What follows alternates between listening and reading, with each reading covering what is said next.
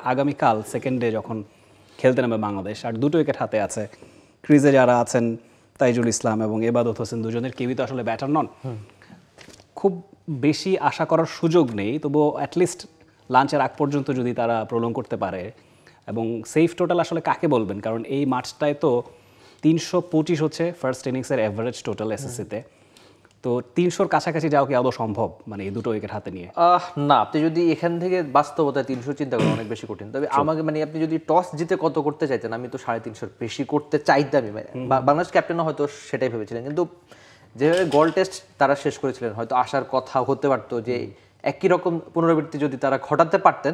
কিন্তু আপনি দ্বিতীয় দিনের চ্যালেঞ্জের কথা বলছিলেন রাফি, আমার মনে হয় ঠিক আছে আমরা অল আউট হয়ে যাচ্ছি, আপনি 250 বা 270 260ও অনেক বেশি হতে পারে, কিন্তু স্পিনারদের অনেক বেশি দায়িত্ব নিতে হবে। নাইম হাসান যেখানে গোল টেস্ট শেষ করেছিলেন 5 উইকেট পেয়েছিলেন, সেই একই কাজটা করতে হবে। তাইজুলও কিন্তু গলের দ্বিতীয় ইনিংসে দারুণ বোলিং করেছেন। তো আমাদের স্পিনাররা আমরা জানি যে খুব ভালো, মেহেদী হাসান মিরাজ সংযুক্ত হয়েছেন, তো 3 স্পিনার নাইম, মিরাজ আর তাইজুল, তিনজন যদি ভালো বোলিংটা করতে পারেন, আমার মনে হচ্ছে লঙ্কানদের অল্প রানে আউট করানো সম্ভব। সেই অল্প রান যত কম হবে ততই বাংলাদেশের জন্য লাভ। আর লম্বা একটা সময় পর ইবাদত হোসেন ফিরেছেন, তার স্যালুট যদি কয়েকবার দেখা যায় তাহলে সেটাও প্রাপ্তি হবে। আর দ্বিতীয় দিনের সবচেয়ে চ্যালেঞ্জ এটাই।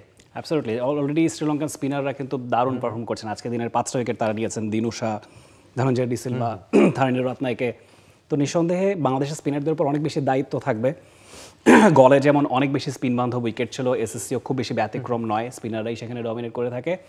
এবং আজকের বোলিং কার্ডটাই দেখতে পাচ্ছি আমরা, আসিতা ফার্নান্ডো, বিশ্ব ফার্নান্ডো 2 পেসার 2টো করে উইকেট নিয়েছেন।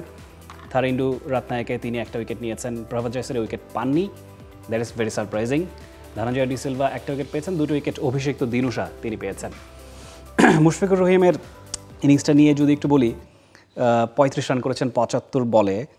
ঠিক যখন দিনুশা বোলিং আসলেন তখনই উইকেট হারাতে হয়েছে, দিনুশার শিকার হয়েছেন সেখানে আরও একজন লিটন দাস, তিনিও দুজনই 35 এবং 34 রানের ইনিংস খেলেছেন। এই যে ইনিংস লম্বা করতে না পারা, এটা আমাদের নতুন কোনো সিনারিও না, মানে স্পেশালি রেড বল ক্রিকেটে আমরা দেখি যে কেউই ইনিংসটাকে কনভার্সনে নিতে পারেন না, 50-তে বলুন বা 100-এ বলুন। মুশফিকুর রহিম তার ব্যতিক্রম হওয়া সত্ত্বেও আজকে খানিকটা ফেল করলেন।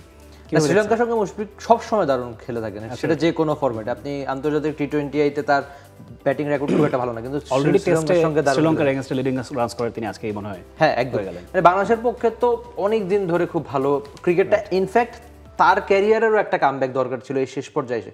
হয়তো এই সেরা মুশফিকুর রহিম এখন নেই, কিন্তু তার সবশেষ আপনি যদি 1.5 বছর বা 1 বছর হিসাব করেন, রাওয়ালপিন্ডিতে একটা দারুণ ইনিংস খেলেছিলেন, তারপর লম্বা একটা সময় তার ব্যাটে মানে 50 স্পর্শ করেননি খুব সম্ভবত 12টা ইনিংস। তো যেভাবে তিনি শ্রীলঙ্কার বিপক্ষে এসে খেললেন, তার ক্যারিয়ারের জন্য দরকার ছিল, বাংলাদেশের জন্য দরকার ছিল, সেই কাজটা করেছেন। আজকেও সেট হয়েছিলেন, একটা জীবনও পেয়েছেন, কিন্তু খুব ভালো ইনিংস তিনি খেলতে পারেননি। অন্তত দ্বিতীয় ইনিংসে সেই আক্ষেপ তিনি মেটাবেন, বাংলাদেশ দল মেটাবে। For more updates, subscribe to our YouTube channel and click on the bell icon.